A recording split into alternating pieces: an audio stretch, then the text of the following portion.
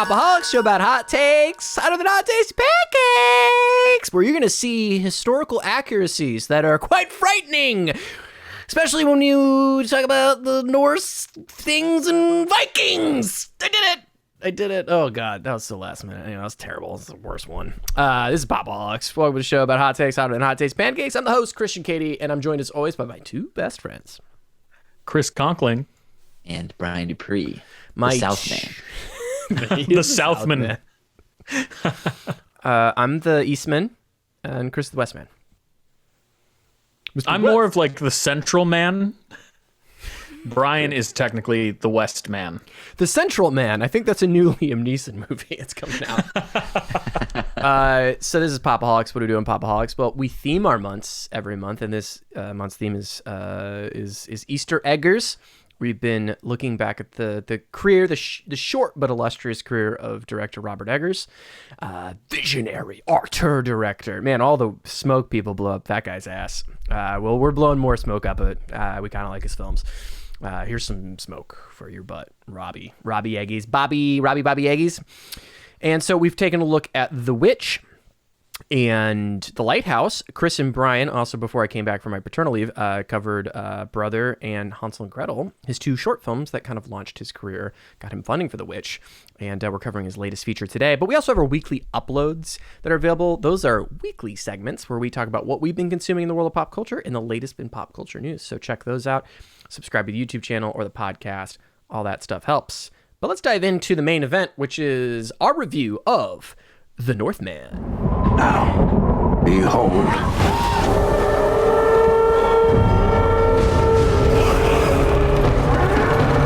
He's here.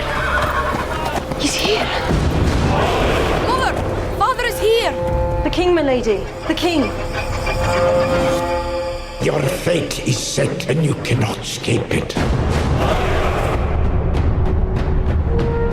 How I've missed you, my son. One day this kingdom will be yours. Thank you, Father. My king.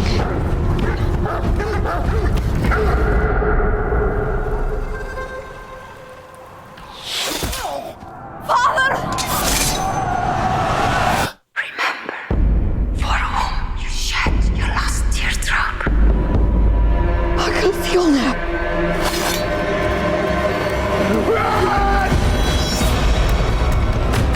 I will avenge you, Father! I will save you, Mother! I will kill you, Fjölnir! I will avenge you, father. I will save you, mother. I will kill you, Fjölnir. That is from the trailer of The Northman, directed by Bobby Eggies himself, Robert Eggers, written by Robert Eggers and Sjon, cinematography by Jarin Blaschke, score by Robin, Carolan, Sebastian, Gainsborough, with a budget of $70 to $90 million. We don't know the grossing numbers because it actually just came out yesterday as of this recording. I know it's releasing on Wednesday.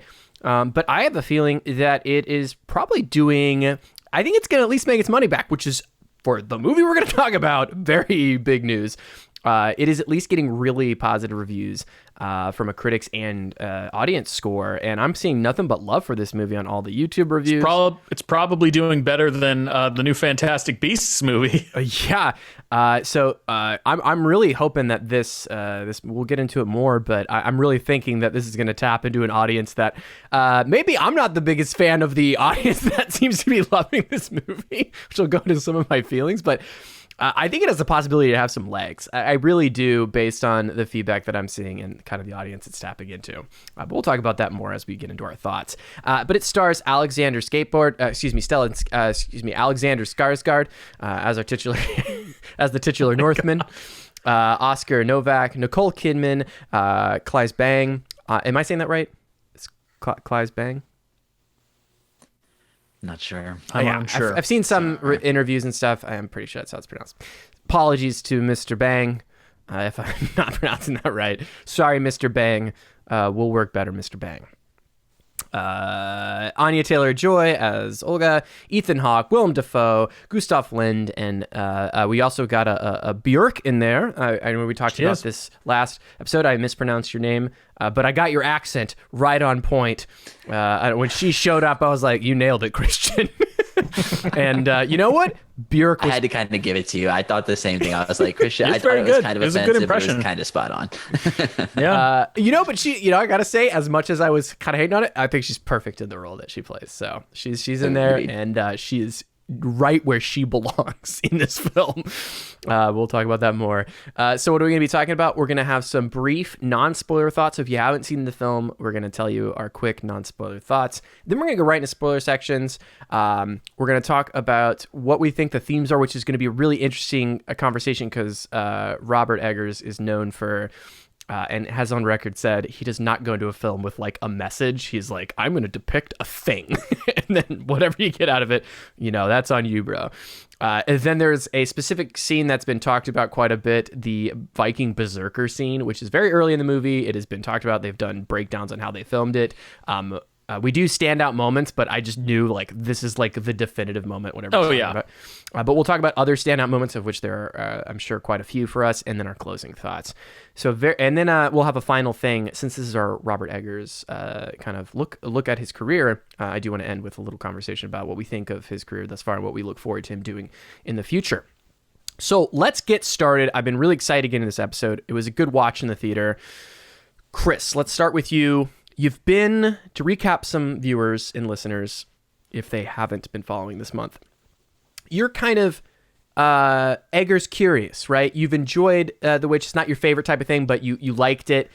The Lighthouse. really like The correct The Witch. term is Bobby curious. Ace. Eggy curious. Eggy interested. The Lighthouse you thought was hysterical, which I don't think is a bad reading of the movie, right? I think you had a very valid reading. You still enjoyed it. I clarify. can sum up my feelings. Speak for yourself. I have loved both Robert Eggers Oh, cool. films Very cool. so far. I may have had different reactions to The Lighthouse than some people, but I've enjoyed both The Witch and The Lighthouse, and I would definitely revisit them both. In terms of The Northman, I also had a fantastic experience watching this movie as well. One of the things that I've really come to appreciate about Robert Eggers is his drive to ensure that the entire production is as authentic to the period that he's depicting as it possibly can be, and he absolutely delivers on that with The Northman. He's gone back, and in terms of the costumes and the way that all the sets are built, and even like some of the production design, there's like he had historians come in to ensure that it is as accurate as it possibly can be. I think it was 8 Viking scholars, and I'm pretty sure. Yes. Let me check. That's all of them. Yeah, that's the whole series. All the known Viking scholars came to help with the authenticity and verisimilitude of this film, and it honestly makes the experience so much more enjoyable. I mean, even if you're the type of viewer that couldn't differentiate between what is authentic and what is not, I mean, it just really puts you in the world. It's just a great experience watching The Northman. There's some amazing camera work in this movie. As Christian already alluded to, we're going to talk about one of the scenes in particular later. There's another scene that's really cool, the way that they made it happen. I think Alex Skarsgård is delivering a great performance here. The last thing that I saw him in was Godzilla vs. Kong. And let me just say, his trainer's awesome because he is jacked in this movie. He's a giant man naturally, but he got so buff and ripped, and he's like full of this. I don't know how else to describe it. Animal. He is an animal. His He's an shoulders animal. are superhuman. It looks huge. like his body can barely contain them. Yeah, it actually. I also saw this movie with Danny Lopez, who I talked about. Former guest friend of the pod.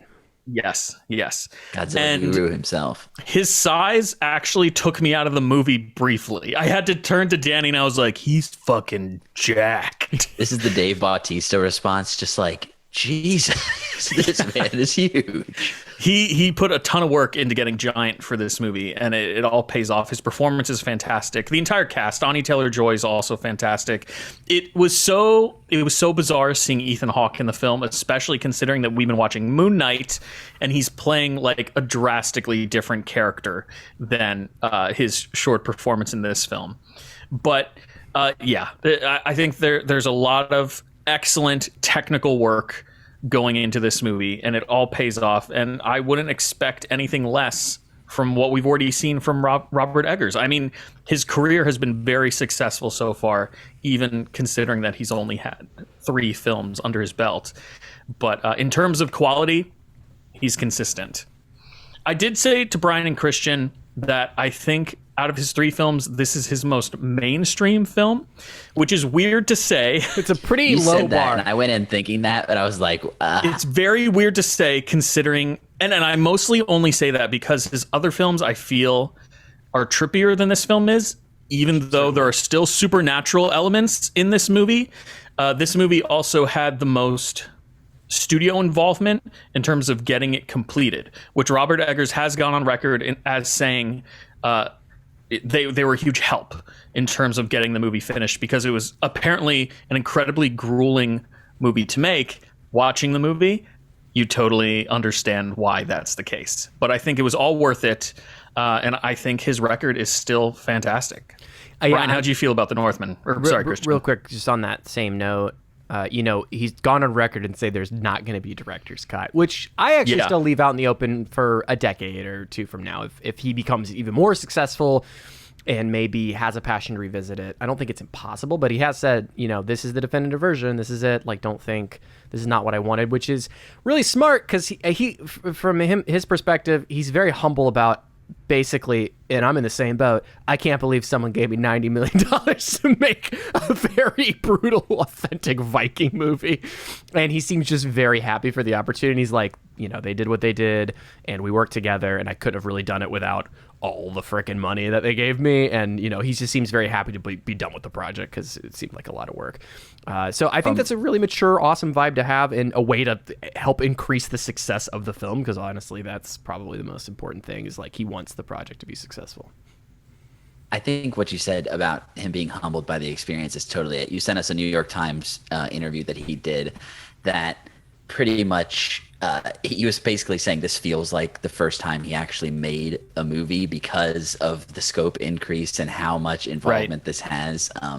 So yeah, it's exciting too, because the fact that he's still learning and is only going to get better from here, and obviously doesn't want to burn any bridges with the people funding this movie up front. Even if you said like 10 years down the line, he may come back to that idea if he's able. But I appreciate someone else saying may give him a lot of money to make another movie, and that's great. Right. Good job, exactly. Robert. That's the goal, right? Yeah. So no, I that's great context. So definitely check out all the interviews. He's a really interesting guy for sure. Brian, what did you think of The Northman? Yeah, you guys have said it. It's probably the most visually enthralling movie that he's made. The camera work is just constantly, I don't think it's drone stuff, but similarly to Ambulance, which I watched this week, sometimes it just seems like the camera is moving just because they can. It's just like, okay, you guys are showing off at this point. Often characters will look and we'll just get the long tracking shot over to what they're looking at. And I'm sure not all of this is actual one takes, but so many incredible, brilliant one takes, one of which we'll get into much later with the scene that you guys have referenced with the Berserker Just to give scene. some context, the rig that they used a lot, especially on the scene we're going to dive into, is actually a crane that's on a dolly.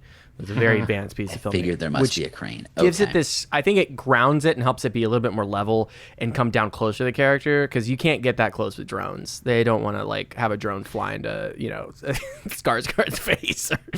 Sure. So it's a little more modest, and I think it adds to a more traditional feel, which I think drones in your Viking movie, I mean, it's a take, but it helps it feel more present, I think. But continue. No, I totally agree that, yeah, it grounds the movie in a way. It's going for opposite effect of what Michael Bay is using it for. But Chris, it's funny that you say that this movie is the least trippy, because I think there was moments. I didn't say it's the least trippy. I said that I think it's the most mainstream. Okay. What I truly mean by that is that I think out of all, I say all, but there've only been 3. But out of the 2 other films, I think this is probably the easiest one for a general audience to walk into and like feel comfortable in what's happening, Which does that make sense? Like fully understanding the narrative. It's for context, this movie is the original Hamlet story. This is the story essentially that Hamlet is based off of. Correctly, the story that inspired Hamlet from William Shakespeare. So in terms of that, I think this is the most mainstream movie he's ever made, and the most. And again, it's weird to say this because of his films are very alike, and there's still a ton of trippy elements, but the most accessible. Chris, you're not wrong.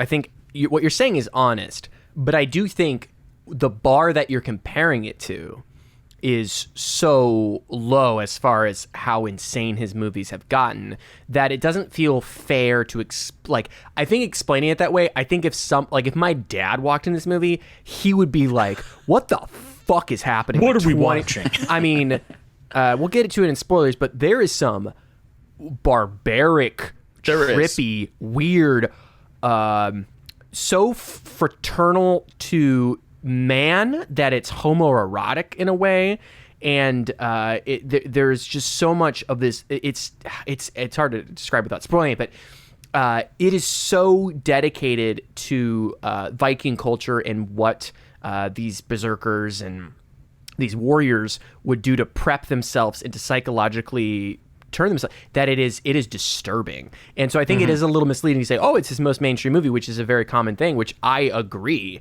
But I do think that we also have to tag it with the first 20 minutes of this movie is very, very weird. It eventually gets that's a fantastic disclaimer, because I mean that's essentially what I was saying, which is it is the most mainstream a Robert Eggers movie has been thus far. Sure. But it's not mainstream by any means, really. Right. And yeah, especially in terms of the high level narrative, I definitely understand what you're saying there. But yeah, speaking to the visuals, I think there's some visionary imagery here that kind of reminded me almost of like Aronofsky's The Fountain at times, in terms of its like cosmic stuff that it's trying to do. The scope increase just with the set designs and the landscapes. We get the insane huge landscapes. We get night skies with incredible, what looks like real night skies that just look unbelievable. We get scenes lit only by a fire in the middle of the forest, and just the ambiance that is created by this, it really just puts you 100% in these landscapes. We've shouted them out before because it's the team that he constantly works with, but production designer Craig Lathrop, as well as costume designer Linda Moore and Jarin Blaschke, cinematographer, all on the top of their game here with direction from Robert Eggers, just completely realizing this world. Christian, you brought it up. It does not shy away from the completely brutal atrocities of the Vikings, specifically these berserkers that were getting into their culture a little bit. The gore is very visceral and real, not for the faint of heart by any stretch there. Skarsgård is peak physical condition here. I think his performance is really great when he's allowed to be. A lot of this movie, because of his character and the kind of slow growth that he has, is kind of one note for a good portion of this movie. But when he breaks out of that and goes against it, I think it really shines because of that. Nicole Kidman is a standout here for me. She has one of the standout scenes that we'll get into in favorite moments that I think someone in my theater out loud just said, "What?" after a line that she delivered, and I was right there with them. I think that's also one of my favorite moments, without a doubt. Yeah, my reaction was "Eek!" Yeah, exactly. I did that audibly and disturbed everybody in the audience. And yeah, Anya Taylor-Joy, as usual, reuniting with Robert Eggers here is pretty much great in everything that she's been in. He's once again created a world that feels entirely real, but still has those classic fantastical elements that make these mythic stories accessible and feel like they could have taken place in history, and give us context for not only what these people are like, but how the lands that they live in influence the lifestyle. And it's just something that felt simultaneously like a history lesson, but also like this timeless mythic story. So yeah, I just really appreciate what he's doing here, and I can't wait to see what he does next. If I can touch on that really quickly, Brian, in Yeah. terms of like you talking about kind of like living in the culture and these mythic elements that are in all of his films, all the films that we've talked about thus far this month have supernatural elements involved with them. And in line with The Witch and The Lighthouse, because we are getting a glimpse into what Viking culture looked like in this period, all the supernatural elements in this film can be read in so many different ways. Right. Whether or not they are literally taking place within the film, whether or not they are hallucinations of our characters, solely because of the environment in which these characters are existing. When we reviewed The Witch, we talked about how, of course, this Puritan family that's kind of like secluded themselves in the middle of the woods, when bad things start happening, they're potentially poisoned by their crops, would automatically start thinking that there is a witch tormenting them because that's their belief system. Obviously, the Vikings would go toward Norse mythology in terms of battle and death and valor and all this other stuff because it's the environment in which they've grown up. So I really do love that attention to detail, again, that Robert Eggers gives to all of his films, and how careful he is when involving these supernatural elements and how open they are. They don't literally have to be happening, but they might just be like projections of what our characters are experiencing. I absolutely love that. And we brought it up a bit in The Lighthouse, but this idea of, especially so often we're just going into caves or going into these far secluded areas where we only have a couple of people experiencing it. So yeah, the subjective nature of all of this stuff and the way that he realizes it, the amount of like drumming and the way that music plays into it as well. We'll get into it in spoilers, but it really feels kind of, there's something ancient and true about how humans have created rituals over time that just, yeah, I'm totally on board with it. Yeah, and I think this third film really cemented his mindset for me. I don't know if he would put it this way, but for me, what helps me digest his films in his style, and what I think makes him a unique voice, despite him having clear influences that we've been able to point to, some of the greats, but I think what really makes his style, specifically Robert Eggers, is that he goes through such lengths for the detail and all that. And when it comes to supernatural stuff, I think his mindset is, I want to paint the picture of like what mindset these people are in that would make them talk about the things they talk about and the things that were written about. When it comes to The Witch, it was, what does the fear of witchcraft look like for Puritans in America? For The Lighthouse, it's, what does isolation do to man in search of like betterment, escaping a bad past? What makes a man talk about sirens of the sea and mermaids and these mystic things? And in this film, it's, let's get into the mindset of a brutal warrior culture and what things drive that person. And the way he seamlessly blends successfully, I think, in all three films, that supernatural feels very much like, we always have this conversation of, oh, is it happening? What does this mean? And where's this here? And at the end of the day, it's like, it happens because that's the human experience. And he's able to capture that in such a beautiful way that is, it really goes like, that person sees it. That's the way the person sees the world. And we get so much into these characters that it makes sense that even though these supernatural things are happening alongside of it, it doesn't matter if it's real or not. The character experiences that. And I think that drives a lot of our character's motivation in this film. Specifically on The Northman, and my thoughts on it is, the more I think about it, the more I absolutely love this film. And it may be my favorite of his only because of how straightforward it is. I love that he's so happy about the studio involvement, because I do think that it sharpens up some of his rougher edges. But when people go, I wish it was a little more weird, I'm like, this is just a Viking tale. Like, I think this is Robert Eggers enough that the reason I had that disclaimer at the beginning is because I do not think that if someone sees this film, they'll be like, oh, this is like a regular action Viking movie that I'd see. Like, no one would think that, because it is his fingerprints are still part of it. Oh, his greasy little authentic fingerprints are his DNA is in it. this movie's coated in it.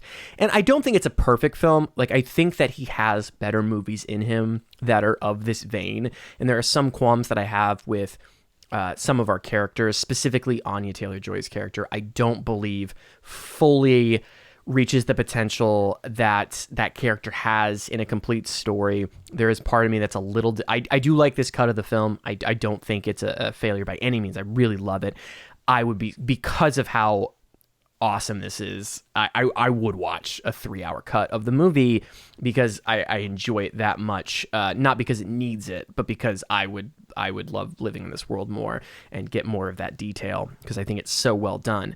But from all the things we've talked about, the sets, the set pieces, the fact that it's so historically accurate, I think it actually brings the scale back. We've said it's epic, and there are epic moments for sure, but I think there's such a groundedness to it. Our main character goes, a lot of this film actually takes place in one location that isn't super grand. If you were to like tell another director, oh, we're making like Ridley Scott or something, oh, we want to make a Viking epic, there would have been this Hollywoodification of what a Viking stronghold or kingdom looks like that would be really exaggerated and have way more people, have much larger structures. And this film doesn't take that approach. It takes a very, in service of the history and service of the characters, a much different approach that may be to less epic and stunning effect, but I think adds to the uniqueness of the film. And it doesn't have a lot of blasé schmear on it of, oh, this is just what you do in these movies to give it quote unquote epic scale. It's basically just like a farm compound. There's a lot of this That's movie all that it takes is. place at a farm compound. But I mean, you do get your big moment at sea. You get volcanoes and things. So there are kind of maybe what would be considered tropey things, but I totally agree that, don't go in expecting this to be like Helm's every Deep. other movie. There isn't anything as big as Helm's Okay. Deep or anything that has Well, this like... sure, yeah. Or even like the scenes in like Gladiator or The Patriot or these bigger epic films that have been told, and I appreciate it for that. There's part of me that's like, oh, I want this movie kind of peaks with its scale from an action set piece standpoint very early in the movie, which we'll talk about when we go to spoilers. But I think it tells the story much better, and I think it's framed in a really, really interesting and engaging way. That doesn't have to rely on just doing that. It's not just that scene. That scene is special, and oh boy, we're going to talk about it. But it is not. The director's confident to have it and move us into different places. So I can't say enough good things about Alexander Skarsgård. Completely transformed. I think we're going to celebrate his performance, but I do think that it can't be understated what a commitment to the role this man, his whole body is changed. And I've heard some criticism that there's not much character development. And I'm like, I guess from a 21st century man of like, where can man go to learn and expand our understanding? No, there's not much there. But from an animalistic human standpoint, there is so much there, and it's less in words, where I think this is actually his most prose deficient film. Eggers, like he normally has very dense dialogue. In this, it's much simpler, but also this is the earliest film that we've got from an earlier time. So speech was simpler, like just language was simpler. So I think it's very fitting, and I think all of it comes across in the body language, and Alexander Skarsgård is completely transformed into a warrior animal like I've never seen in film ever. I've never seen someone this committed to an earlier stage of man 2,000 years ago that was this prime driven, this primal, like it's I challenge anyone to be like, name a non-modern performance of brutality that matches where Alexander Skarsgård is taking it. Super committed. And it makes sense because he like literally approached Eggers and was like, you want to make a Viking? I want to make a Viking movie. Like he was like for it. Like he wanted to make an authentic Viking movie. And you can tell that it was very important that he portrayed it, put so much work into it. It's so good. Everybody else is really great in it. We already mentioned Nicole Kidman, all that stuff. Amazing. But I really want to give the shout out from a performance standpoint. This movie is made or broken by that performance, and it's super committed. I just want to stay on that because I brought it up a little earlier that he can be like a little one note at times, maybe. And I think it's a fair criticism if you're looking for a huge modern character arc that you're not going to get that necessarily, or not maybe in a way that's sufficient to some people or satisfactory. But I think it's such an archetypal story that he's representative of something. And we'll get into spoilers and discuss it more clearly. But it's almost a situation like fate is obviously a big thing that we're dealing with. And when you get into these sorts of stories, the motivations are there, but these characters almost don't have a choice. They have to fill out this role in this ancient thing that they're working through. But I'm getting a little up my own ass now, but I think you guys are following. No, I think any other nuance to his character would make him unbelievable for how committed they are to the set and setting. And I think that's like the thing that most people, and certainly I appreciate about Robert Eggers, is he's so committed to it that even if it made it a quote unquote better movie, he wouldn't do it because it would take you out of it. Like there's no point in which this character goes like, and I wonder if there's something greater to achieve too than blood and gore. Like the character's like, it's like That's singular. just not who he's supposed to be. No, and no one in this culture probably was. That's just the truth of it. And I appreciate him for going full bore. The final thing I'll say before we move on is that I think after this, Robert Eggers needs to make a very gay movie. He needs to make a very gay movie or a very feminine movie or a very... Well, I think we already know what his next movie's going to be. Oh, do we? What? I mean, I could say it now. I was going to talk about it at the end when you want us to talk about what we're before looking forward spoilers, to. Because I do want to finish this point, and I do want to have an idea of what to go off of. Brian might have more insight in that. But... Well, no, I don't know if you're talking about... Are you talking about Nosferatu? Yeah. So he recently was on the Mark Maron podcast and may have like implied that and another of his movies are kind of not happening right now. I don't know on if the it's shelf, like permanently not happening, but bummer. I'm still totally down for that if he comes back to it.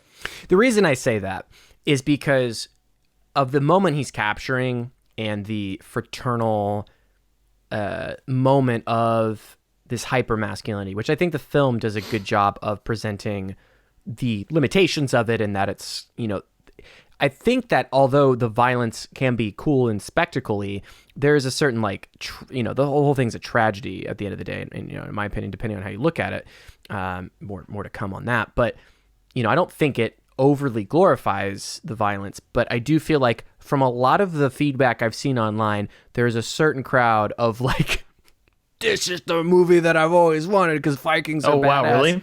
Yeah, which is great for him because it's going to sell more tickets and all that stuff. But I do think that he needs to pull like a Sacha Baron Cohen and be like, all right, you weren't really interested in my next movie? Here's a look at like femininity and a glorification of that. I would love to see that side because I do think I don't think he's in this. I don't think he's going to be trapped in this type of movie of like, all right, I got to make Conan and I got to make all this other Hopefully stuff. I don't not. think that's his trajectory. But there's part of me that's like, yeah, you need to swing hard the other way because this was very. Or those masculine. people can just go watch his first two films. I think that would dissuade them probably. That is true. He's already done enough work. Listen, don't take career advice from me, Robbie Eggies.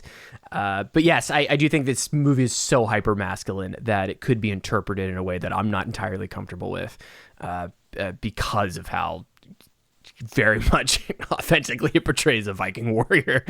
And I feel like there's been some bad faith Twitter takes about this because Viking symbols and things have been appropriated by yes, white supremacists and things like this. So there's a lot of tricky territory today with that sort of thing. So people bringing that baggage to it, I'm sure that doesn't help either. Yeah, I mean, it's a damned if you do, damned if you don't. Like, you can't have like a reflection of the Viking at the end being like, all this violence was horrible. Like, let me ponder. But I mean, the movie shows it to us in a way that's pretty. I do, and you can't blame like Fight Club. Excellent movie. Has some bad reads on it, but I think that is the blessing and curse of what we've talked about previously in the month of the way that he makes movies, where he's not like, I want to make a Viking movie that is a reflection on violence. Like, nope, not gonna do that. I'm gonna make the best like story, authentic Viking experience, and I think that history will show for itself what that looks like and that it's no way to live. But he doesn't go in going, I need to say this. Like, he wants kind of to remove his voice or opinions from it. Obviously, it's going to bleed through, and I think there's other ways that it's introduced. But I personally appreciate that because it leads to multiple interpretations, more interesting art. The downside is you're like, there could be some really bad reads on it. But I don't think that's any fault of the movie. This movie, when Amleth ultimately goes to a psychotherapist and gets healed, I mean, that's the best way for this movie to end. Spider-Man's going to heal him. We can fix him. We could fix him. I would like to see Spider-Man try to fix Amleth.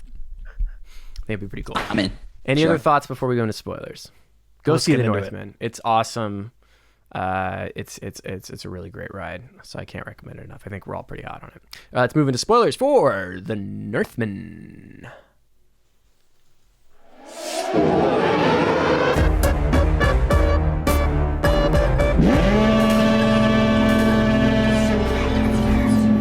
Bringing back that lighthouse foghorn. All right, so going to spoilers. What the hell? I just kind of spoiled the thought that like Eggers specifically doesn't go in for a message, but ultimately when you create art like this, you're gonna get some themes. You can pull things, yeah. Definitely pulled some things. So I'm interested, Brian. Let's start with you. What was ringing around in your head after seeing this movie? What stuck out to you as far as what this film says based on what happens? I think, one of the main things that I took away is kind of this idea of childhood trauma and repression of memory that comes with deeply traumatic events as a child. We see Amleth kind of lose his innocence, and it becomes very literal with the last teardrop he ever shed, right? But a complete loss of innocence at a young age, to the point where he becomes, and he obviously is taken in by the Berserker Vikings as well, and led down this kind of violent path. But to some degree, it seems like he's just going through the motions, and he has all this rage and pent up anger, and almost doesn't even remember why he has it anymore, and is blindly going through these horrific acts in a way that he's not reflecting on at all, and kind of just going and not emotionally processing any of it. So I think a big part of it is kind of this coming back to childhood trauma and seeing how, when you really don't know the full context of what's happening, you project your own storyline onto it, which may or may not be the objective nature of kind of what's happening, as we see a bit later on in the film, that the story that he's been telling himself, this fate that he feels justified in trying to work through, is kind of false on a basic level. And this whole thing, in terms of what the movie is saying, it's like this highlights some of how horrifying this culture was back then. Just this simple fact of what had actually happened versus, as a child, what he thought was happening. And I think there's some debate about who's actually telling the truth in the course of this, which we'll get into with specific scenes. But yeah, I think loss of innocence and, kind of the regaining of that to some degree is one of the things that I took away. Yeah, definitely all there. I agree. When you tell your son to act like a dog and fart and burp, and you roll around, you're like, you're an animal and you're not gonna cry, and you're gonna avenge me, right? It's like, wow. I have a son now. It's asking a lot. It's a big burden. I have a son now, and I felt the unique responsibility of like, all right, how will I specifically traumatize my child to get this?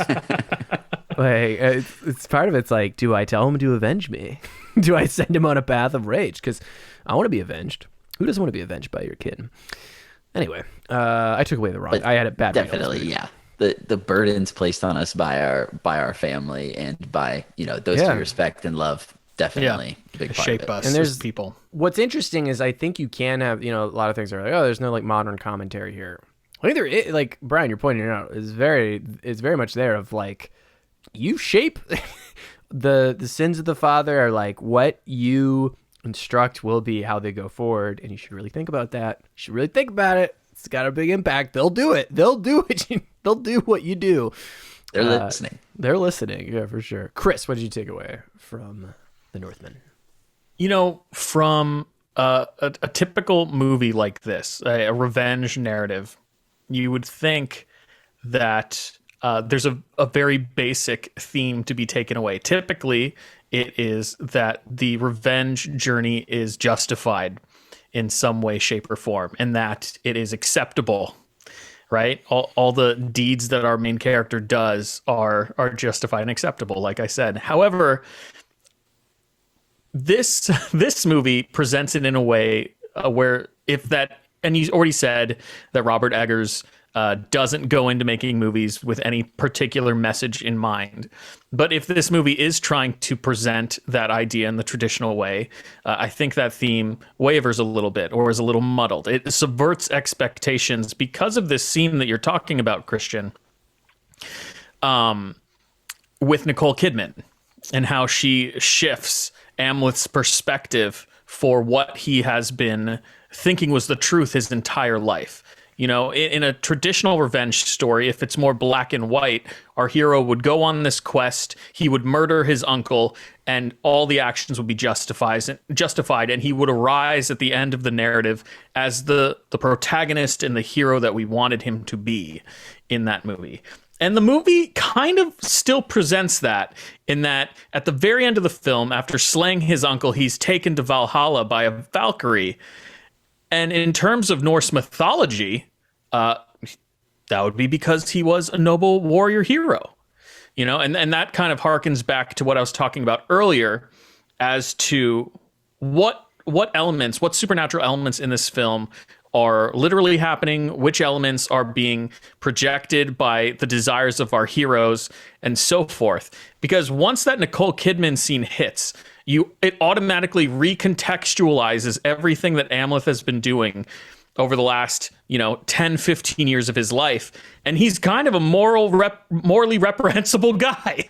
Like, he's done horrible, horrible things along this adventure to finally be reunited with his mother and his uncle to commit this horrible murderous crime and save someone who doesn't want to be saved. So he really isn't as noble as we would think that he would be in terms of the most basic version of what movies like this typically present to us, right?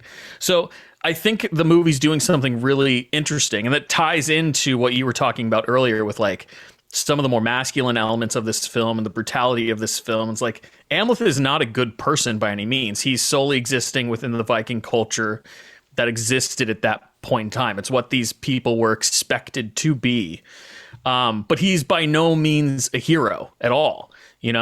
There's one scene in particular in the movie where he goes to retrieve this like mythical sword. And the way it's initially presented to us is in a supernatural fashion where he like battles the original wielder of the sword, this like undead version of the wielder, and gallantly wins it from him. And then in a really cool way, it cuts back to him just standing in front of this corpse, and he just pulls it from the corpse's dead hands. So in that moment, we kind of see that Amleth as a character is kind of this unreliable narrator, where like he's just perceiving this glory and this nobility and this righteousness for his quest, when in reality he's just kind of a murderous asshole who doesn't know the full story. This is one of my favorite moments. I absolutely love what's happening here, and I feel like it kind of reminds me of The Green Knight a bit in terms of how myths are formed and how something as simple as taking something from a corpse can turn into this, epic fight between a previous generation and the current one, and tying in with kind of some of the family tree sort of imagery and, what your past means. I just think thematically, I was having so much fun with that sort of thing. And one of my favorite fight scenes too, that happens, the kind of zombie really fight scene that may or may not be happening. It also ends with it's definitely one of my favorite moments as well. It also ends with a gag. Like, my theater erupted in laughter when he took the head off the undead person and shoved it up his ass. Oh, yes. Yes. It does. There's another moment that I want to bring up when we talk about standout moments that I thought was comedic and definitely was not supposed to play as comedic, but that's in line with like how I viewed some of Robert Eggers' films, I guess. So we'll talk about it later. But I think, Chris, it's one of the coolest moments. If I could piggyback when you're talking about like, he's not a hero. Like, it proves that he's not a hero, and by the end of it, we're still confused because he sees Valhalla. And I think it points to the strength of zealotry and cultural and religious touchstones of your belief that you'd think, and this is where you can relate it to like modern context, you'd think the knowledge that he receives from his mother would shatter all truths that he has, but it doesn't. It shatters his truth about a relationship he has and a way that he, and what he perceives as the outcome. But when faced with the opportunity to go a different direction, he still sees his abilities, what he's worked for, and he still sees the core of like, but at least if I die an honorable death in battle, things will be all right. So his core belief wasn't, erased. It was merely diverted for a moment. But ultimately, he's still a believer that he will go to Valhalla with a valiant death. He still believes in his father's word. He does not betray his father's belief system. He goes, I got to reevaluate my relationship with my mother. But he does not fully throw away his entire belief structure. And that's ultimately where he ends up, which is where most people in his situation historically have ended up. Most people don't make a one-hitting go, you know what? It's violence, not for me. He goes, well, at the end of the day, as long as I die avenging my father, it's okay, and I think that is true to his character. And anything else, the happy ending where he sails away, that's just not the way that this archetype plays out. It's not the way historically that these characters have played out. It feels honest in a way that's not always super satisfying, but at the end of the day, very satisfying for our quote unquote hero. And I do think that we go, but he's not a hero. We have I've seen, because we're seeing the things conflict as it goes through. But historically, right. It's one of the greatest things about this movie is that it's incredibly true to life and true to the period and true to like the myth, the mindset of what these people or of what these people would have, right? And that's kind of what I'm saying, is that it subverts those expectations, because traditionally, if Hollywood were to take full control, Amleth would be a hero over the course of the entire He'd be picture. In that scene that we're talking. Yeah. He'd be in that scene that we were talking about, and he would be like seeing the people taking the women to the bar, and he'd be like, stop. That's not right. But he's like the catalyst for that happening. But he and his berserker group. Yeah, but it wouldn't matter, because he has to be our modern surrogate in this. He has to be the one moral modern man among the brutes. And what I appreciate is like this retrospective on, but that makes him not a hero. Like he's an anti, and it's like these characters in myth that are based off real people were not good modern moral people. They were moral in the sense of they were like, Amleth is true to his belief system. He is a moral character in his belief system of what he is. He has rules. He doesn't intentionally kill women, which is it's a low bar. Like he doesn't, like he says, I will not, like he has a rule set that he follows as much as he's physically able to until he's literally being stabbed to death by his mom. He's like, he'll let other members of his crew burn them alive, but he won't do it. But it doesn't matter. Like in his culture, he is a moral man. And I think that's so hard to watch. And it's so hard to get $90 million to make a film about someone who is morally correct in his society. But I think that's what's hard to like look at through our lenses. But I think it is the most earnest thing that you can do when you want to tell a story about history, when you want to tell a story about what happened, what made these kind of people, what are these people like, who are these myths based off? It's off these kind of fucking people. And that's Christian said it here, folks. Vikings not on the right side of history. I know that this is the most realistic version of this tale. It's because he's about to leave with Olga, set sail, start a life with her, right? He's on the cusp of giving up his revenge. And then she goes, and by the way, I'm having twins. And then he says, I think I'm actually going to go back to the revenge journey. Then he leaps off the boat and goes back to his uncle. Just to get the timeline right here, I believe that he like smells her blood. Tastes her blood or something. He does. Blood and goes, He's like, my blood is in you. Yeah. So yeah, Remember, he just spelled it out. He's a wolf bear. So he's got an incredible sense of he's turned as he goes, that's pregnant woman right there. And then he says, "See ya. I'm gonna go die a valiant death. You can take care of the kids, and I'll never see you again." But again, and I think it works out to dry. I don't think it's the most excellent prose that we've seen from Robert Eggers, but I think that again, looking through his lens, it is the most moral thing he can do. He goes, I am putting my children at risk if I do not kill this person. Like that's his motivation. They'll be hunted down, yeah. And we think, dude, just go farther away. Like there's no planes, there's no like database, there's no Facebook. But that's not what the character says. I know our culture. His whole family's been murdered. Whoops. All right, murdered his son. At this point, it's just his son that's murdered. He genuinely goes, I am not protecting my lineage, and the lineage in my family's seed is the most important thing, and I will die for them.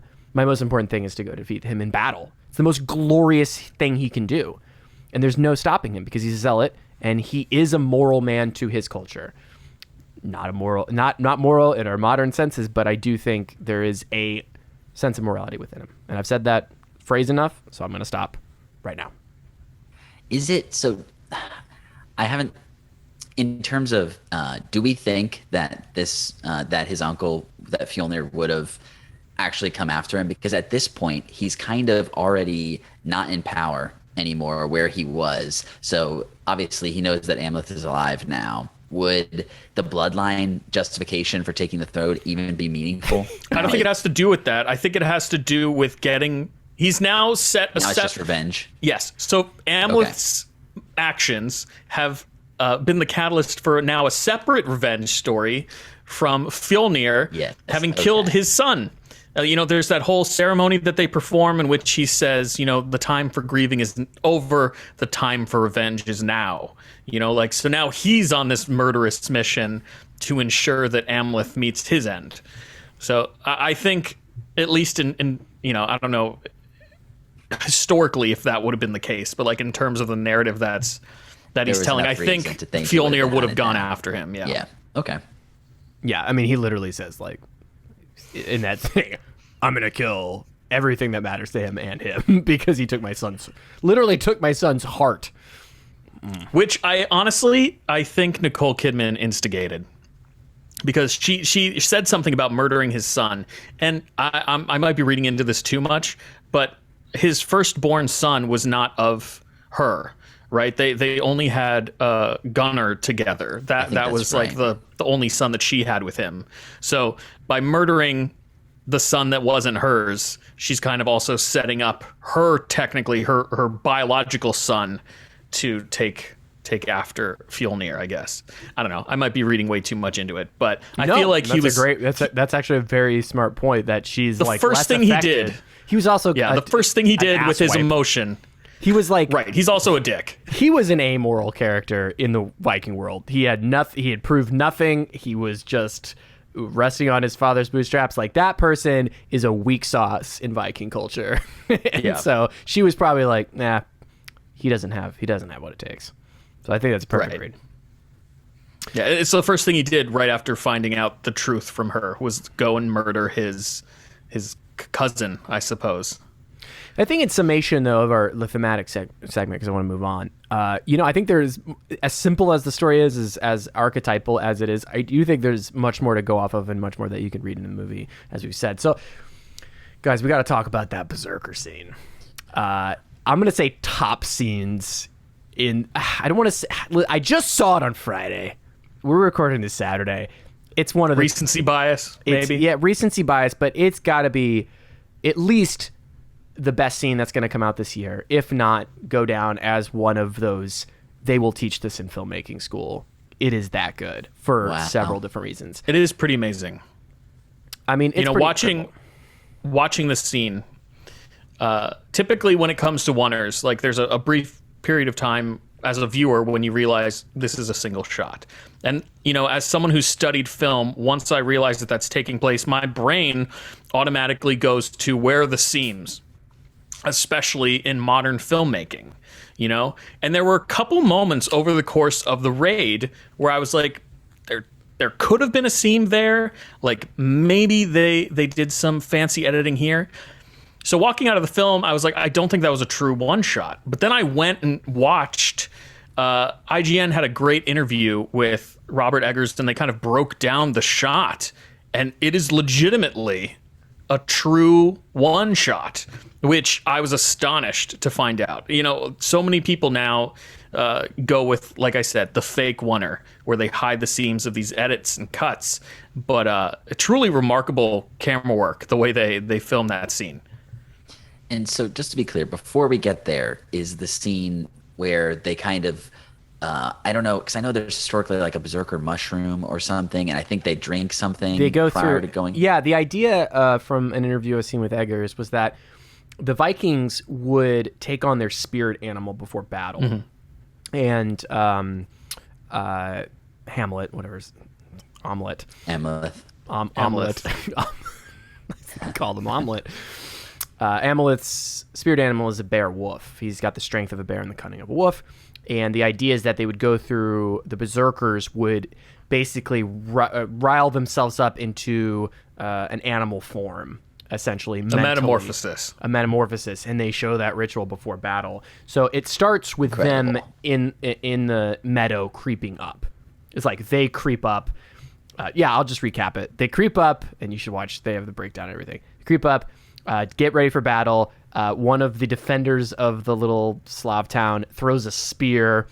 Amleth catches the spear and throws it back. Incredible. The berserkers raid. We follow Amleth as he goes up the wall, the wooden wall. Jumps down, knocks a guy off a horse, walks through, kills another dude, turns away from the camera, goes towards another guy on a horse, knocks that guy off his horse and kills him, and continues on to like another battle. And that's one entire shot. It's probably like 2 minutes long. But it is, I think what's amazing about it from, Chris, coming from, we both went to film school, coming from a critical standpoint. Yeah, you're like thinking about these things as you're going through, but my bar for watching a scene play out is when I start going, I don't know how they filmed that. And I had that, and that's when I just get immersed of like, I actually don't know what, like, this is happening. As far as I'm concerned, I'm watching just footage of it happening. This is real. Yeah. It's amazing. Because of the smart, they did a lot of smart stuff in post. And again, they go more in detail, but like, I can't tell what's CG in that, but I can track the action. I know what's happening. That is where you get that first thing of Alexander Skarsgård, his hunch that he has, and the way he walks is not. It's like not man, like very animal-like. Oh my! I'm so convinced, and it's so gross and muddy, and it must have been just terrible to shoot in really, really awful conditions. Like it doesn't seem like good conditions, but perfect conditions for filming your Viking raid. Eggers said that every day on set was a hard day on set. There were no down days when they were filming. Yeah, they said something intense. like there's a saying in Iceland, which is like when you park your car, you have to make sure it's facing. You need to know which way the wind's blowing because it'll take your door off. Give you an idea of some of the winds that they get there. Oh my gosh! Yeah, so absolutely incredible conditions to try to shoot a film in.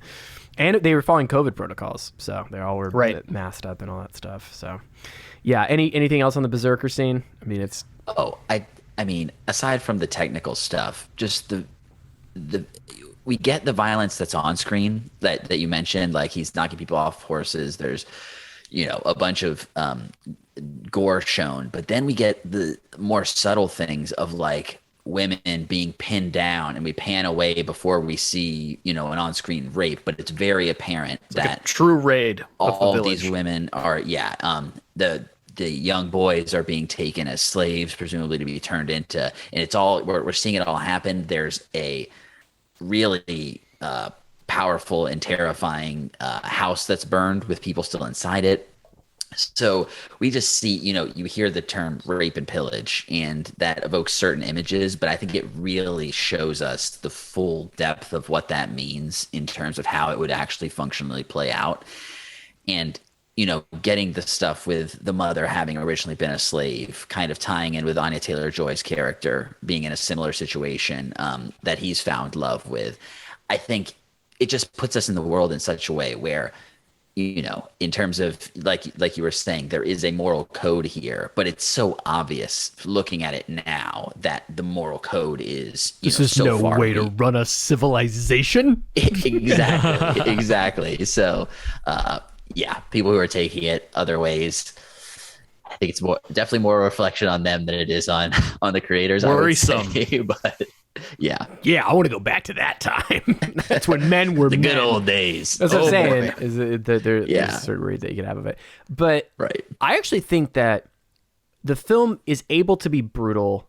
It's able to like sicken your stomach of like, oh my god, can't believe that like a whole village of women, and you're just thinking of like, oh, they're gonna burn some of them and they're gonna keep some of them, and like you're thinking about all that stuff. But the film is relatively modest about making it brutal, but not being, torture porn. Where this film could have easily stepped off that path. And I've heard some complaints, not towards the sexual stuff, because that would make you a real fucking creep if you were like, wasn't enough actual raping. I got to pillage him, but not enough real. No one's saying that, thank God, that I'm seeing. But you ever see people, like IGN's review said, oh, it's a little bloodless. And I was like, this movie is so fucking brutal. But there is something to be said about the fact that it doesn't seem like it revels in that from this is what you come to the Viking movie for. Like, I mean, they called it bloodless. There's a moment where a man walks and his intestines fall out. Right. But that's not all the time. And it happens once. I mean, there's a scene where Amleth shoves a sword into a guy's face. But it doesn't... It's gruesome and slow. They show a scene in which he has arranged people's appendages in like a weird, like symbolic fashion on the roof of a house. Like it looks like some messed up serial killer. Right. It's incredibly gory. Yeah. But I think that shows, number one, how desensitized people are to violence in general and brutality. That like, the brutality is there. But I think it also shows that Eggers is not indulging it to a disgusting point. I mean, the fact that people can walk away and say, oh, it's not really that bloody. Because, I mean, honestly, it's not terribly, for a 2.5 hour film or whatever, there isn't an excessive amount of blood. Like, you get the point, but it's kind of that, I think he goes further than Hitchcock. Hitchcock would never show someone getting shot. Nolan historically doesn't show blood very often. Well, they literally take the blood of a horse and splash it on people. I don't understand that criticism. It's the crown in blood before the ritual where he takes over. Yeah. But it never I think it shows the brutality and it shows gore in a very smart way it never was like, okay, this is a little, I mean, there was a moment like the sword thing. I was like, and all that stuff. But to me, it does not revel in it for revel's sake. It's not like Saw, where the set pieces are built around how messed up can we torture a body. You get that, but I do think there's a fine balance. That's saying a lot. I think some people watch this and be like, hey, it wasn't gory enough. I'm used to playing Gears of War and blowing people's heads off all the time.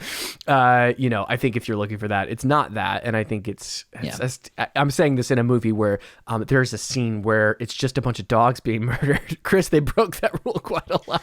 Bro, I got out of the movie and I said, Robert Eggers, why do you like to kill dogs? And birds, it cuts heads off horses.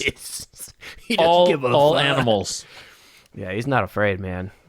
Good for him. I mean, you show humans getting killed.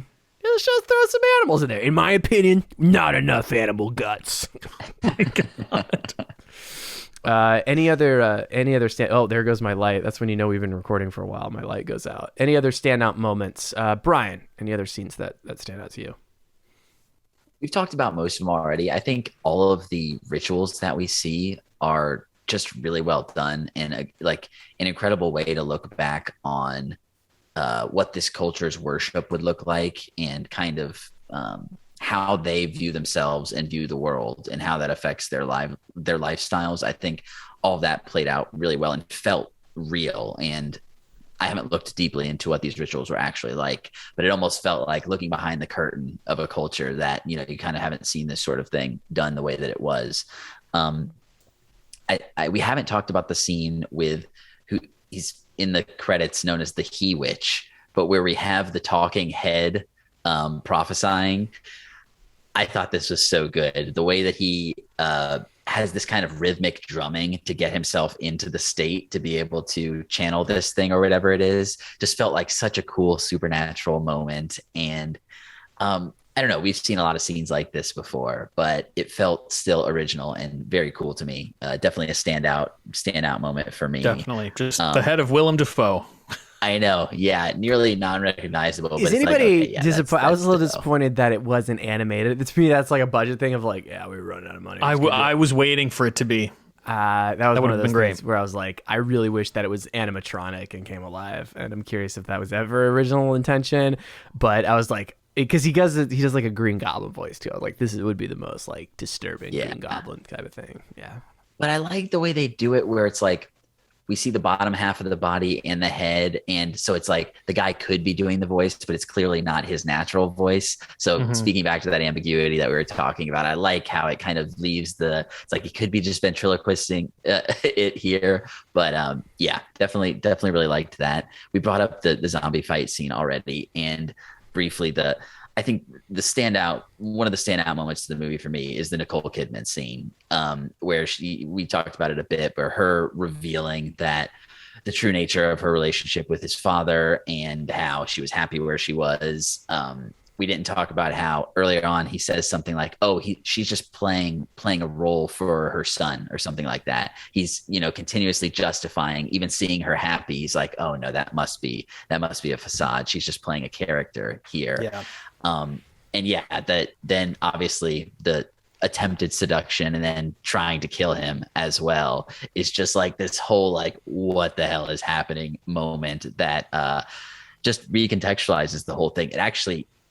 It's funny because it's not at all like it on some level, but I talked about The Conversation, the Coppola movie a few weeks ago. And similarly in that movie, there's something that you've been hearing / knowing the whole movie that at some point just is recontextualized in a way. It's just like, oh, like we were completely off base in terms of what we thought was happening. So I think that is kind of the key moment of the movie where things kind of flip.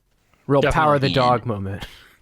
Yes, exactly. And Kidman, I don't think she has all that much to do leading up to that, but in that moment, I was like, she's fantastic. It's incredible. Yeah, it really is. And like, I was crazy confused. On full display.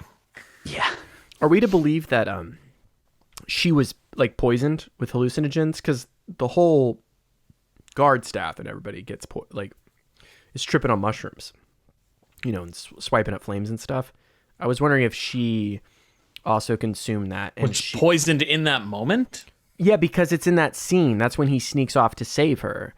Is when they feed the mushrooms to everybody. I don't think she was. I think it was the one. just the soldiers, just the guards. Yeah, I didn't know because she is so wicked that I would be like, well, she's like tripping out, and she's like, because it kind of felt like a deranged woman. She's telling the truth. Like I didn't think that she wasn't telling not a truth, but she wasn't like knowing what she was saying out of her mind, but. She plays it big, and it totally works. I think it works. And when they start to get close, and I was like, "What the fuck? Why are you getting?" That's very. He is not about it, by the way. Oh, I think he was a little about it. Honestly, he pulls back. He pulls back from it, though. Yeah, until but before he's getting into it a little bit. He's seen Basic Instinct. He knows what's up. I think he only pulls back when she attacks him. I'm not sure. I'd have to rewatch. We'd have to rewatch it. Yeah, he definitely. I thought he pulled back before that. No, he lets a couple moments of little smooch happen. There were some sparks, back. Some little flint happening there. Yeah, I mean, he's confused as fuck. That's for sure. Oh, totally. Well, his mind has just been like totally shattered from this revelation. Yeah, I think. I agree with you, Brian. It's a fantastic scene, and it's kind of like her showing like there are no ends to do what I need to get done. Like, you know what I mean? And it's like, I can love you just like I loved your father, you know, which is just because I have to. Like She's there's like, nothing. look at where your ultimate, where your plan ultimately leads is you taking me as your queen, basically. Yeah. Yeah. Yeah, and if you want to do that, sure, but just know that you are, not honorable, and your father is an asshole, and I didn't really like him, and I didn't want you. Oh, how horrible! His mother was like, "I don't want you," and then makes out with him. That's a mind fuck. It's a crazy couple of minutes for him. Some drama. That's that he's gonna need to talk to his therapist about that one. And he did. It was all Great. worked out. In the post-credits scene. I kind of want to go into when when Nick Fury arrives. Spider-Man healed him. When he gets Mjolnir and goes to fight Kratos. There was dude. Sorry, he's not going to do this. He shouldn't do it. It's a bad idea. Well, maybe it's a great idea, but halfway through this movie, I was like, "Fucking Robert Eggers needs to make a God of War movie." Oh my god! It's like it'd be so good. It'd be so good. He would play all the video games. He would know exactly how many pixels were in the Kratos blades. I don't even know what they're called. I'm a horrible fan. Chris, any standout moments for you? The last moment that I wanted to mention is also a technical moment as well, and that's the one shot from the bank of the river onto the berserker boat and then up the center of the boat to get a reveal of Amleth's like adult face, basically. And I recently watched, I think it was a Variety video on like the breakdown of that shot, and apparently Jarin Blaschke was just like, so initially Jarin Blaschke was like, do you think we can move the camera from the bank to the boat? And then Robert Eggers was like, absolutely not, but let's try it.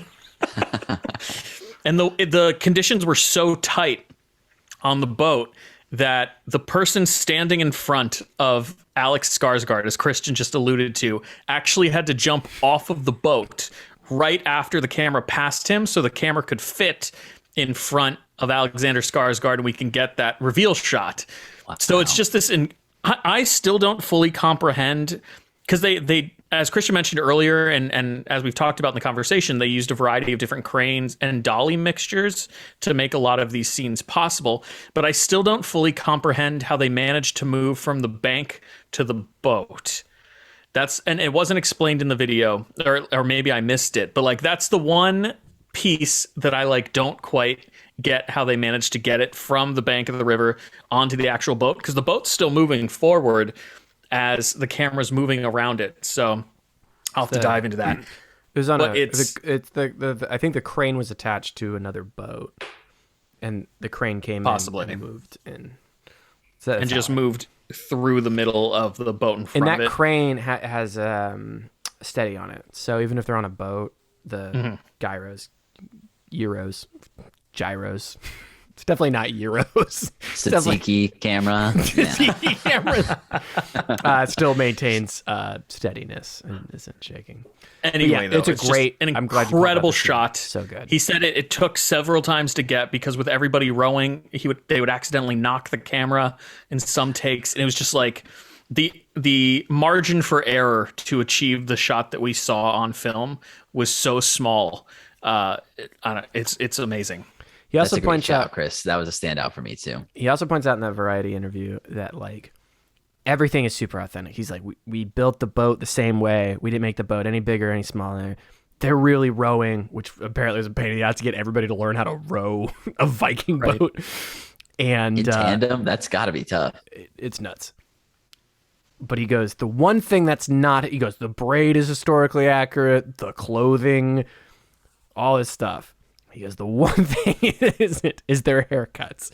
He goes, typically, so initially, I'll let you finish the story, Christian. In the way that he says it is, he goes, traditionally what we think they had were bowl cuts. And he goes, just a bowl cut and a beard. And he says, we tried a lot of test footage and we weren't going to be able to make the movie. It just wasn't working, which is that like, how stupid. Apparently it just did not look good on Alexander Skarsgård. If you're over $10 million budget, no bowl cuts. That's the one note from the studio. Like, God, my like wanting it to be accurate, but knowing that the film, if it even got made, would just be made fun of. Like everybody, just like, why everybody look like fucking nerd at school, like all these big jack men with fucking. But it's like the one line he wouldn't cross. He goes, Look, I appreciate it. Does look pretty cool on Vikings. Like I said, I thoroughly appreciate all the effort that Robert Eggers and his team puts into making these films authentic. I'm glad that they went with the longer hair. He did somewhat try to justify it, saying that some Vikings had longer hair, but it wasn't like the popular and common hairstyle of the time. No, they were all about the bowl cuts. Exactly. Efficient, Yeah, I mean, you can see everything, but you don't have to get a haircut all the time. I don't know. Some standout moments for me. We didn't talk about again, where people are like, this movie wasn't Robert Eggers enough. The movie's climax is the two protagonists, the uncle and him fighting in a volcano, completely nude. To that point, in one of the interviews I watched, Robert Eggers said that one of the only things that he regrets the studio being involved for is that had he made this on his own and the studio wasn't involved, there would have been more penis in the movie. To make it more authentic, because the final scene, they were naked, but it was like shrouded, kind of. So like you couldn't see as well as he initially would have wanted. So we're not getting Lighthouse to Robert Pattinson penis transitions. The studio keeps combating him when it comes to putting more penis in the film. There's not going to be a director's cut proper of this movie, but we are going to get bonus footage of all the penis that Robert Eggers has shot and had to cut at some point in the future. That's going to be made available for sure. Well, to his credit, he did say that he thought it would have been very distracting in that final scene. Certainly was in The Watchmen. You can't just put the dog on. It's like a bowl cut for your groin. Can't look.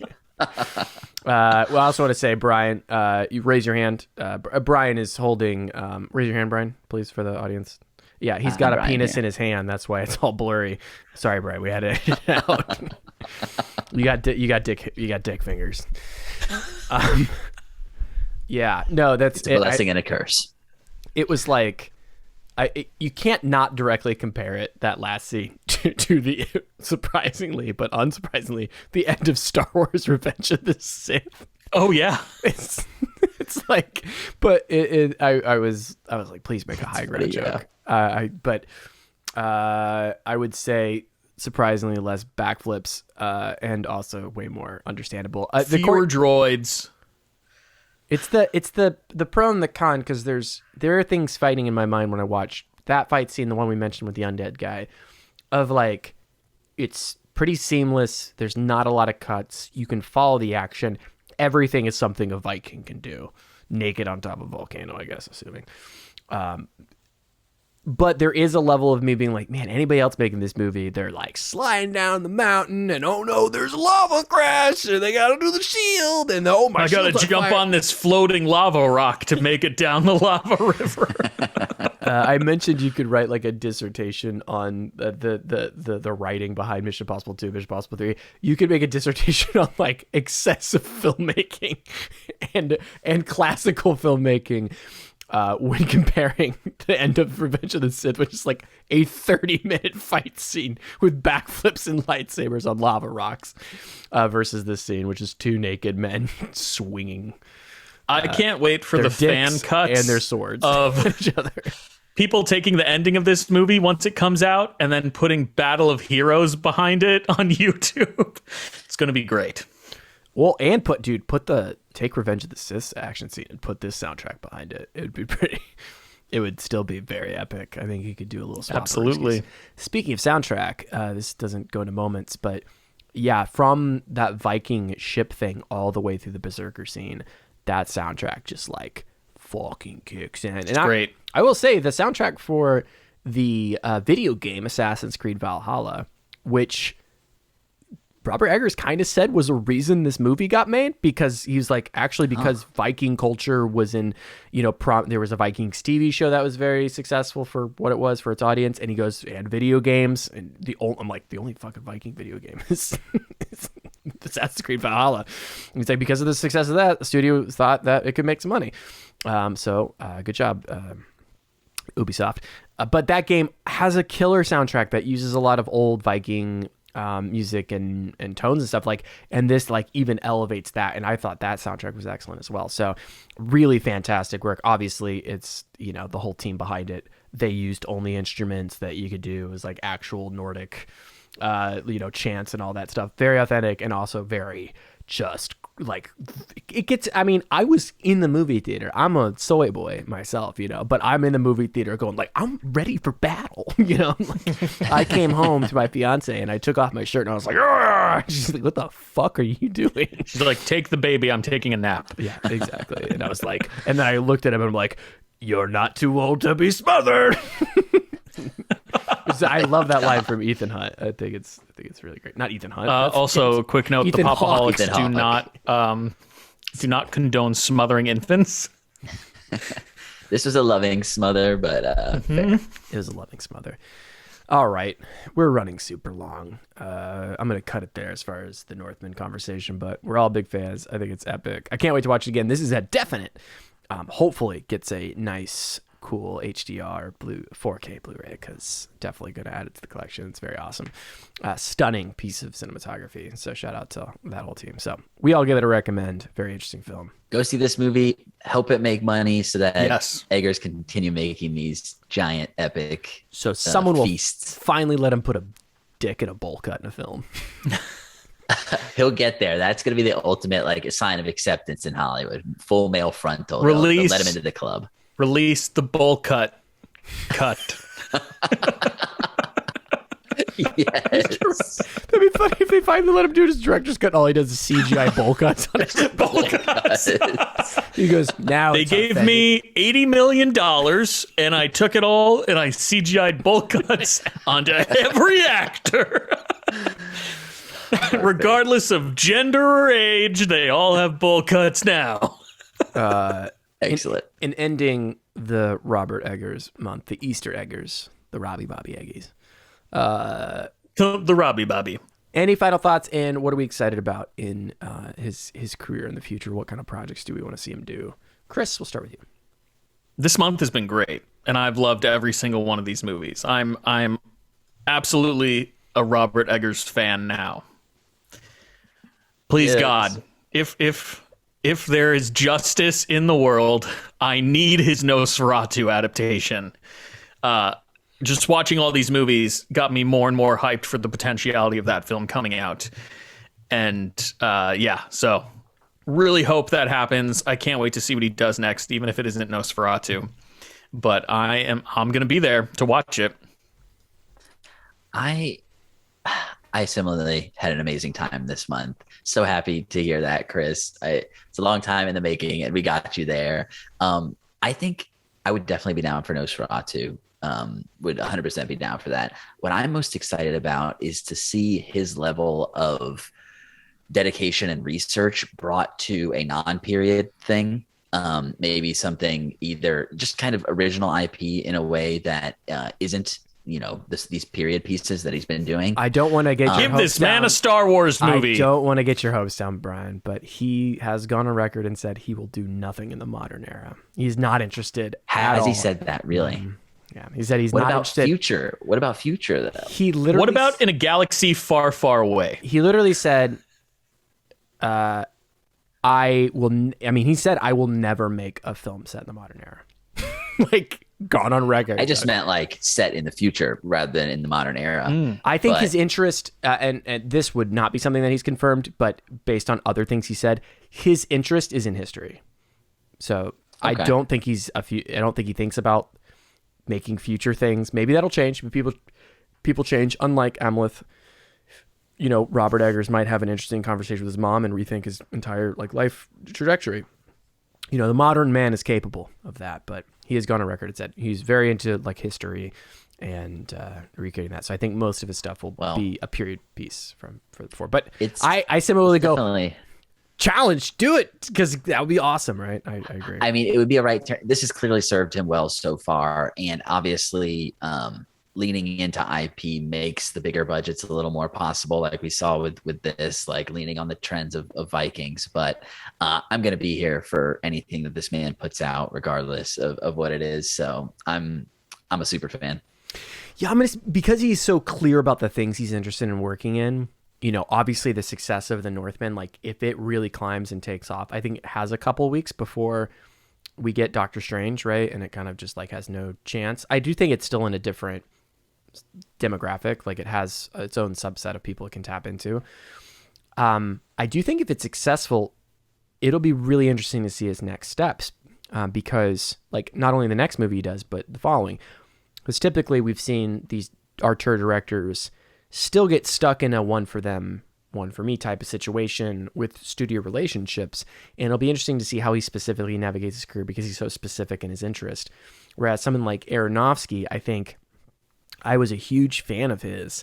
And with Noah, which I recently bought on Blu-ray, which I can't wait to rewatch, which I think is an interesting movie, I do think there's a level of him trying that route and almost getting, it seems like him in his career, he's almost like burnt out and it didn't quite pan out and it wasn't a success. Like, so I really appreciate the fact that he's just going to stick to things he wants to do, but how much money and how much exposure will that give him? I mean, he's going to always be able to make an A24 film, right? He's always going to get a publisher. Like he'll always have avenues for his stuff. There's enough demand, but $5-10 million budgets, he'll be able to get done for sure. I even think I think he's, especially if The Northman at least makes its money back, I think he's guaranteed even more than that.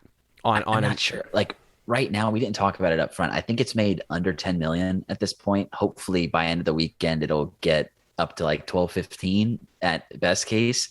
I'm a little worried that it's not going to, at least in the short term, make its money back, but fingers crossed. Cause I know it's a long road push on advertising for it too. Yeah, I think the buzz may help, and I'm hopeful that it can reach a wider audience. But yeah, I think a lot of what his career looks like comes down to if this movie can make its money back. Yeah. I mean, the downside to this film is that it's not a 4-quadrant film by any means. So like, there's a huge swath of people that just will not go see this movie. But hopefully it can, surpass at least, the 70-90 million budget. Fingers crossed. We'll see. I'm very excited, like both of you, to see what he does. Like I said, my most interesting thing is to see like how this career develops, see if this film can get some legs, because it'd be really cool to see at least a like, hey, yeah, pay the studio back, and in the long term they'll make money. It was good, because it is really nuts, and we should be very happy that someone was like, I'm gonna give this weird director a lot of money to make like a crazy Viking movie. Like, it's just nothing that even at this budget, which I think is near, I mean, it's almost $100 million. Like, this is a very high budget, crazy movie. Like, and you just, fucking, you give Jungle Cruise $200 million. You don't give brutal Viking movie $90 million. It disobeys all logic, and we don't get enough of it anymore. It's something that used to happen with a little more frequency.